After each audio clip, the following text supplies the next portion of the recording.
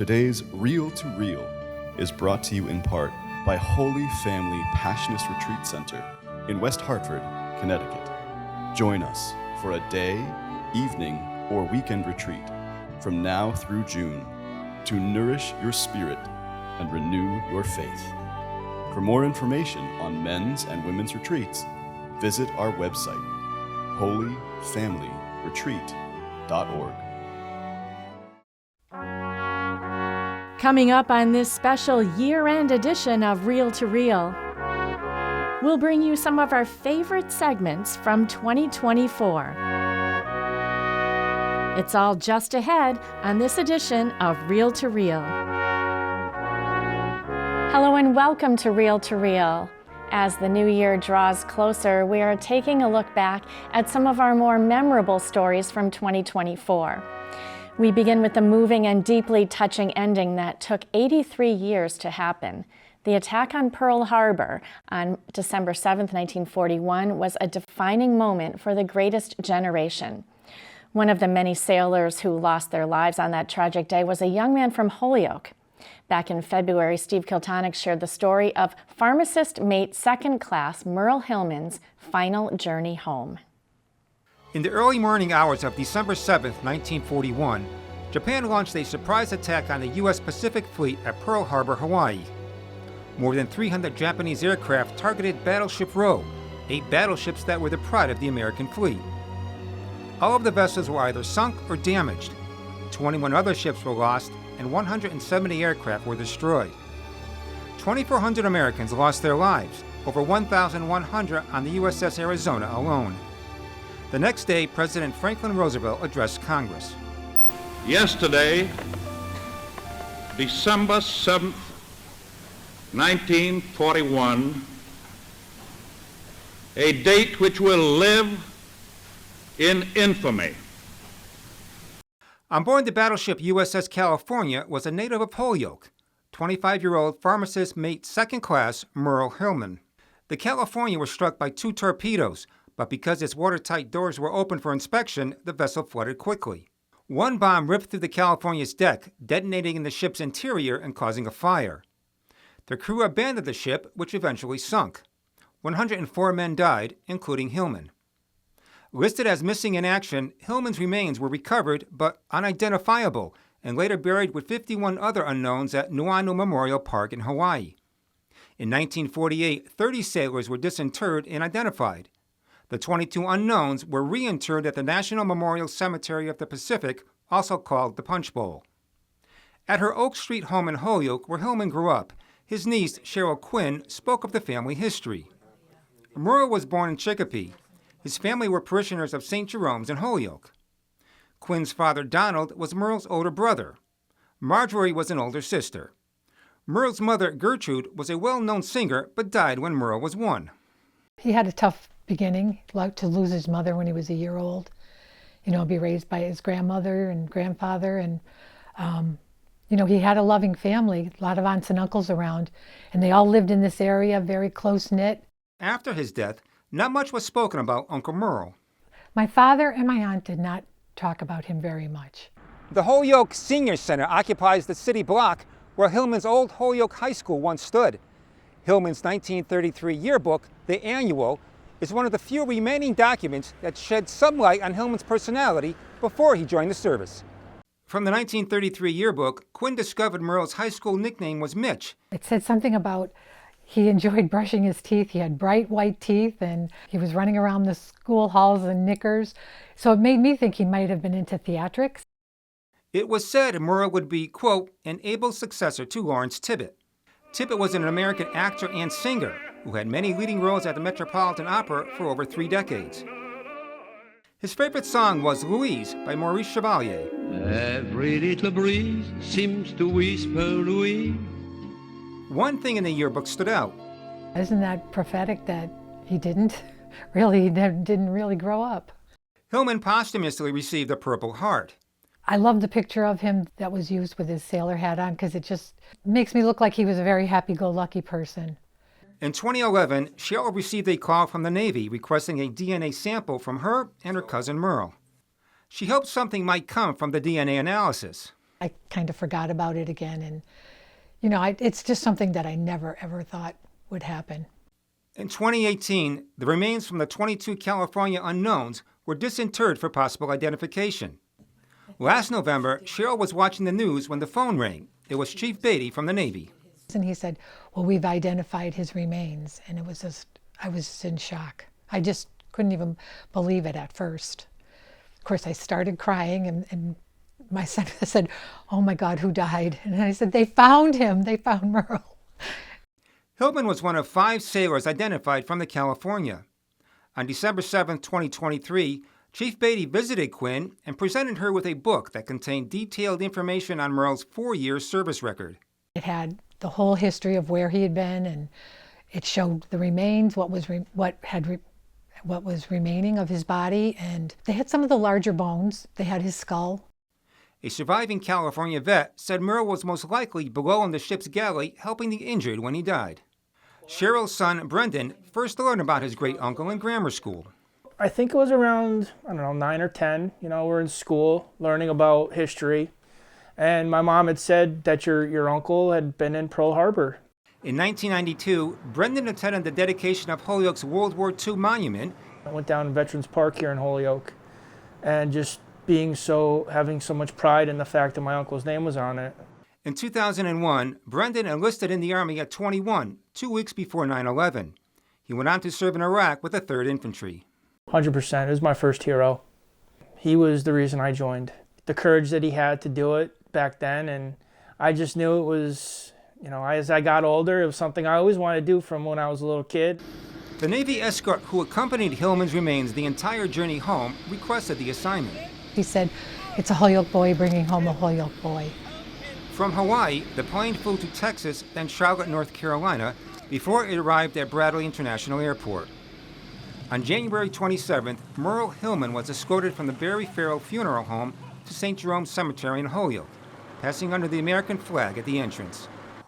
Veterans groups, dignitaries, and others from across the state came to pay their final respects. It was just nice to see the reaction of the people of Holyoke, that they lined the streets when we were going from the funeral home to the cemetery, and a lot of people were at the cemetery with us.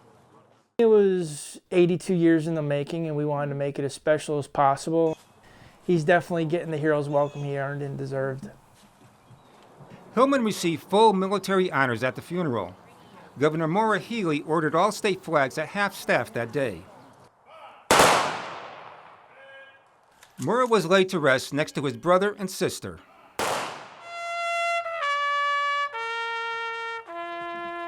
For Hillman's family, the funeral finally brought closure, but was bittersweet. It's just so nice. I can't even put it accurately into words. It's been a very moving experience for all of us. I just couldn't believe it after all these years, that there was still something there, but we're glad we were able to bring them back. I'm just sad that my dad and my aunt didn't live to see this, because I know it was very important to them. But I'm sure they know. He's with them now. Every little breeze seems to whisper Louis. Petty Officer Second Class Merle Hillman will always be remembered forever young, frozen in time as that smiling, happy-go-lucky Navy sailor, white cap tipped to the side with eyes fixed on a bright future. Merle, it seems, will never grow up. For Reel to Reel, I'm Steve Kiltonic. Later on in March, we visited a church in Turners Falls with some priceless stained glass windows. The spectacular stained glass windows at Our Lady of Peace Parish Church in Turners Falls have a long and rich history. They were ordered from Prague in 1938, just before Hitler invaded Czechoslovakia, a country where some of the best stained glass materials originated. David Martin has this Easter story for us. The stained glass windows that decorate the interior of Our Lady of Peace Parish are best viewed midday. Father Stanley Examet, the longtime pastor of Our Lady of Peace, loves when first-time viewers of the windows say they feel the presence of God. It's through beauty that we have a sense of awe. You get that from looking at the night sky, or marveling at the great distances or the billions of stars that there are even in our Milky Way galaxy, these windows also create that kind of a sense of awe in the presence of something that is just beyond what you can imagine. It just helps to kind of put you into a larger spiritual dimension. Father Aksamet often sees grandparents explaining the theology in the windows to children. The stained glass windows at Our Lady of Peace depict different aspects in the life of Mary, and also include the passion, crucifixion, and resurrection of her son Jesus. Paul Mariani, a former English professor at Boston College and the University of Massachusetts, wrote a thorough document about the church windows. He gave a demonstration of the ones pertaining to the Easter season. The first one, Jesus is carrying the cross.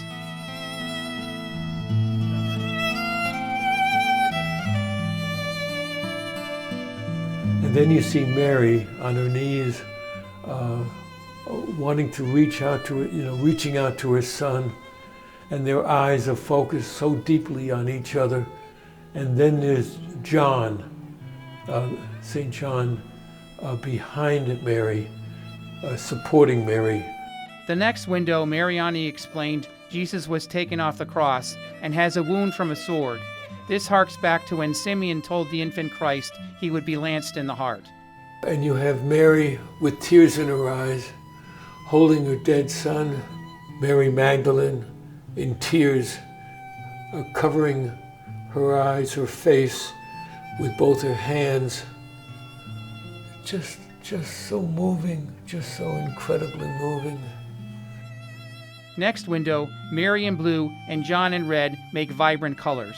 And then you have our Blessed Mother, heartbroken, and with her left hand, she holds John's left hand. Jesus, from the cross, had said, "Woman, behold your son. Son, behold your mother." Next, on Easter Sunday, an angel gives Mary and Mary Magdalene a message about Jesus. You see the woman in the foreground in purple. She has come with the myrrh, with the spices, to embalm the body, because the Passover is over now and Jesus is risen. Jesus is not here anymore. He's not here. He's risen. Amen. Oh boy. The next window, Jesus resurrected, is with his mother. The incense, celebrating the holiness of the scene, just so powerful. Look at the way the mother holds her son's shoulder and then grasps his hand. Just so beautiful. The final window of the presentation, Pentecost, 5 apostles surround Mary. The tongues of flame coming down so that they can speak and understand in so many languages. The Babel has broken into a unified language of the heart. It's just incredibly moving.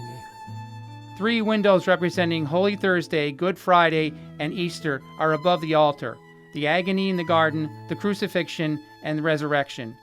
Mariani shared that churchgoers not only are reminded of Christ's ultimate sacrifice when receiving the Eucharist, but also are surrounded by the Holy Trinity, Father, Son, and Holy Spirit. For Real to Real, I'm David Martin. Today's Real to Real is brought to you in part by Holy Family Passionist Retreat Center in West Hartford, Connecticut. Join us for a day, evening, or weekend retreat from now through June to nourish your spirit and renew your faith. For more information on men's and women's retreats, visit our website, holyfamilyretreat.org. Like Catholic TV on Facebook. Once you're there, you can join in on discussions, make friends with other Catholic TV fans, watch behind-the-scenes videos from the studio, just finished this today, and stay up to date with the Catholic world. All this at facebook.com/CatholicTV.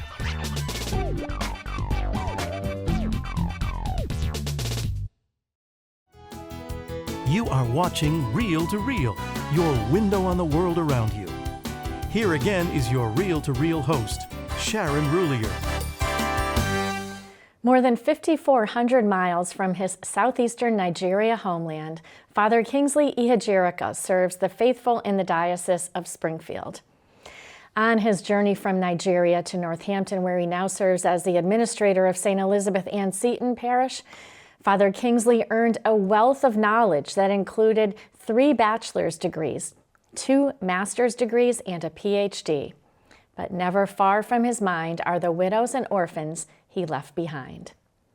Kathy Harrington brings us the story of how his priestly ministry works to restore hope and dignity for the widows and orphans of his home community. I was born in a moving vehicle, now on the way to the hospital. For Father Kingsley Ihajirika, that was just one foretelling of his life's mission. Another came 13 months later when Mom's health was failing and she went to church, spending her final night sleeping behind the altar with her baby in her arms. I believe that it was really like I am going away. I have nowhere or no one else to entrust my baby.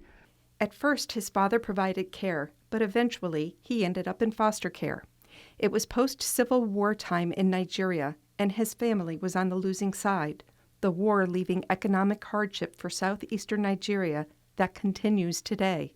After the Civil War, a lot of the men had to leave their families to go to the northern part of Nigeria to look for opportunities, and they ended up getting killed. Eventually, his father became successful and provided his children an education while helping to support war widows and their children. Father Kingsley received a Catholic school education, including major seminary. Ordained a priest in 2003 in the Archdiocese of Owerri, the young priest used his monthly salary to financially support a group of widows and their children, their plight reminding him of his mother. Receiving a papal scholarship for the College of St. Paul in Rome was a privilege, but for Father Kingsley it also meant leaving the widows. Meeting Pope Benedict for just a minute, Father Kingsley explained to the Holy Father the ministry he had left behind and asked for his prayers. And he prayed, he says, "Que il Signore benedica la tua missione," which means, may the Lord bless your ministry to these poor women. The next summer, while on temporary assignment at St. Helen Parish in New Jersey, he was befriended by a couple, moved to tears by the photos of Father Kingsley and the widows. I went back to Rome. Less than a month after I went back, Paula calls me and says, "Father, how about registering this organization as a non-profit?" Soon the Divine Mercy International Widows and Orphans organization was registered and incorporated as a nonprofit, and fundraising efforts were underway. We have had long years of maladministration, governments that only care to embezzle money, corruption that is at an unimaginable proportion. People get into power and all they care to do is to use public money to enrich themselves and their families. So there's no budget to either build roads or maintain them. There's no budget to build schools, no budget to build hospitals. In 2017, Father Kingsley was assigned to the Most Holy Trinity Parish in Wallingford, Connecticut. He was given an opportunity to share about the Divine Mercy International Widows and Orphans organization and the need for a medical facility. Car washes, bake sales, rummage sales, a wine tasting, and bingo, just some of the ways money was raised. In August of 2018, it was time to break ground for the clinic designed by a local architect. I cannot even begin to tell you how happy I am. Construction was underway in Obiki, while fundraising efforts continued here to supply the clinic. By 2023, it was ready to open and serve the village and 4 neighboring communities. And you can walk in there and receive care even when we are gone. It gave them a lot of hope. Divine Mercy International Widows and Orphans next set out to break the cycle of poverty, providing a future through education. On the same property, 3 schools of the Divine Mercy American International Academy were built K through 12, with a capacity of 500 students. Ribbon cuttings for the buildings took place in January. Who would like to go to school here? Say yeah. Yeah!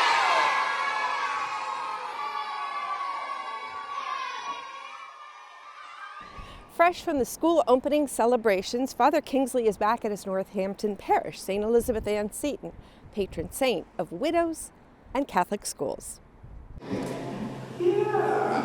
One young parishioner was especially happy to see Father Kingsley, the feeling mutual. His ministry and the faces of children fill him with joy. It's almost like a carnival, okay?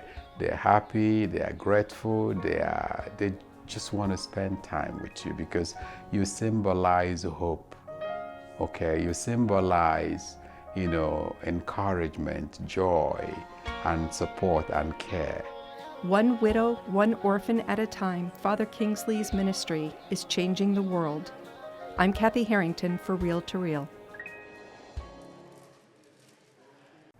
Church leaders in Franklin County have been meeting in a collaborative effort to plan events that bring middle and high school youth together for a fun and faith-filled event. And who better to kick off this effort was Bishop William Byrne, who participated in Bowling with the Bishop. Nick Morganelli shows us just how the ball got rolling.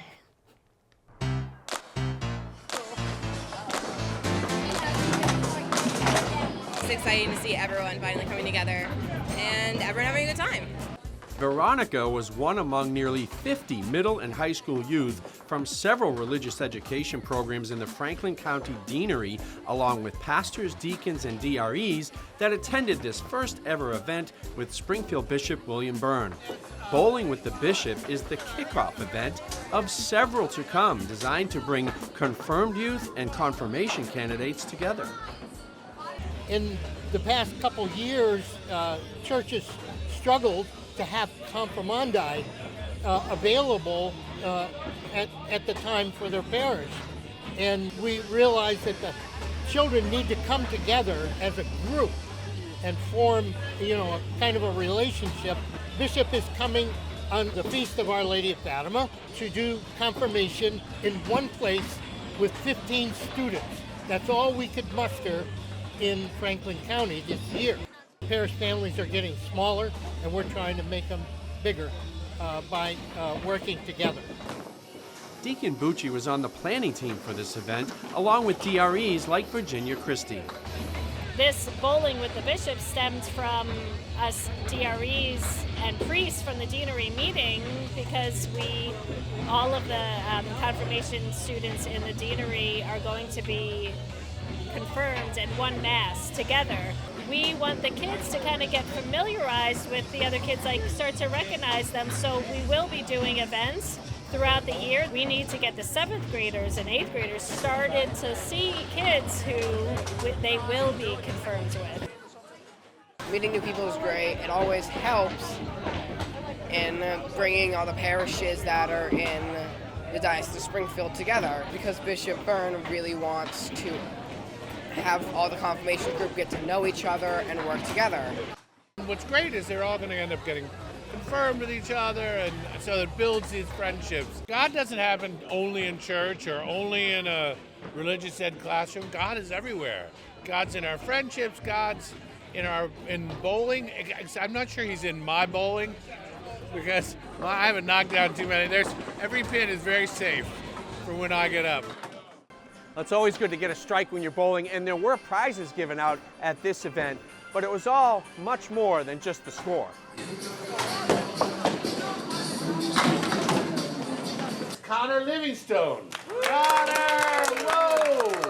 The goal is for the kids to identify as Catholics, want to bring their friends to things, to have them ultimately to meet Jesus Christ. But we start by having a lot of fun and laughter in a bowling alley. Oh my Lord.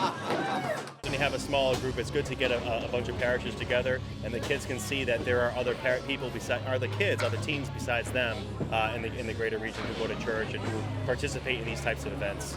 I'm just looking forward to maybe a greater unity, a way in which kids can kind of come together and see that they're not alone in their faith. Blessed is the fruit of thy womb, Jesus. And now these teens recognize there are other Catholic youth in their area just like them. Knocking the pins down for Jesus for Real to Real. I'm Nick Morganelli. You are watching Reel to Reel, your window on the world around you. Here again is your Reel to Reel host, Sharon Ruliger. Finally, on this Best of 2024 edition of Reel to Reel, we take you out to Goshen, where back in Memorial Day weekend, teens from across the diocese gathered at Camp Holy Cross for the 35th annual Encuentro Juvenil Retreat. It is a joy-filled weekend that shows that our youth are on fire for Christ. Carolee McGrath was there and shares this report.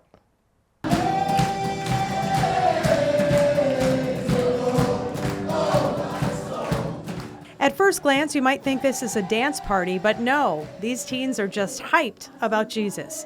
65 teens gathered at Camp Holy Cross in Goshen for the Encuentro Juvenil Retreat on Memorial Day weekend.